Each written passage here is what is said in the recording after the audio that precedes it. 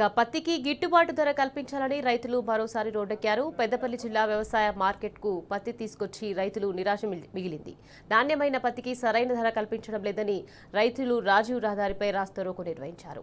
అనంతరం మార్కెట్ కార్యాలయం ముందు ఆందోళన చేపట్టారు. దళారులు సిండికేట్గా ఏర్పడి ధర కల్పించడం లేదని ఆరోపించారు. రోజుకో దళారీ చొప్పున ఇష్టం వచ్చినట్లు ధరలు పెంచుతున్నారని రైతులు ఆగ్రహం వ్యక్తం చేశారు. ప్రభుత్వం జోక్యం చేసుకుని పత్తికి గిట్టుబాటు ధర కల్పించాలని డిమాండ్ చేశారు. మార్కెట్లో పెద్దపల్లి మార్కెట్లో మొత్తం సిండికేట్ అయ్యి రోజు ఒక్కరు ఇవాళ ఒక్కరు రేపొక్కరు కొనుక్కుందాం అనుకొని ఈ ఆర్టీ సేట్లని మాట్లాడుకొని వాళ్ళు ఒక్కలే కొంటారు. ఇవాళ ఒక్కలే 800 బస్తాలు ఒక్కలే కొనుడారు. 5,011 రూపాయలు మీద 11 రూపాయలు ఎత్తారు. ఇంకా ఏదో కట్నం చదివించినట్టు 4,011 6,011 అవి గిట్ల 11 ఎత్తారు.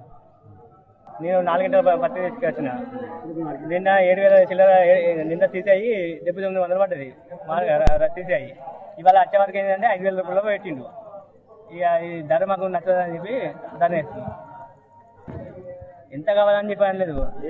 గిట్టుబాటు ధర వస్తే చాలు. మాకు మేము ఎక్కువ కావాలని చెప్పి అంటలేము. మాకు నిన్న పెట్టిన గిట్టుబాటు ధర ఇవాళ వస్తే చాలు. ప్రతిరోజు కూడా మనకు 3 నుంచి 4 వ్యాపారస్తులు మనకు బిడ్డింగ్లో పార్టిసిపేట్ చేస్తున్నారు. ఈ సీజన్లో గత సీజన్లో కూడా 5 ఉండేది. ఈ సీజన్ ప్రారంభంలో కూడా 5 వ్యాపారస్తులు అంటే జిన్ని మిల్ కావచ్చు, ఇతర వ్యాపారస్తులు కావచ్చు చేసేది. వివిధ వాళ్ళ వ్యక్తిగత కారణాల వల్ల మిల్లు కడ ఇబ్బంది కావచ్చు, ఇతర వ్యక్తిగత కారణాల వల్ల ఈరోజు పార్టిసిపేషన్లో ఒక జిన్నింగ్ మిల్ వారు అంటే వ్యాపారస్తులు పార్టిసిపేట్ చేయడం జరిగింది. సో ఈ క్రమంలో వాళ్ళకు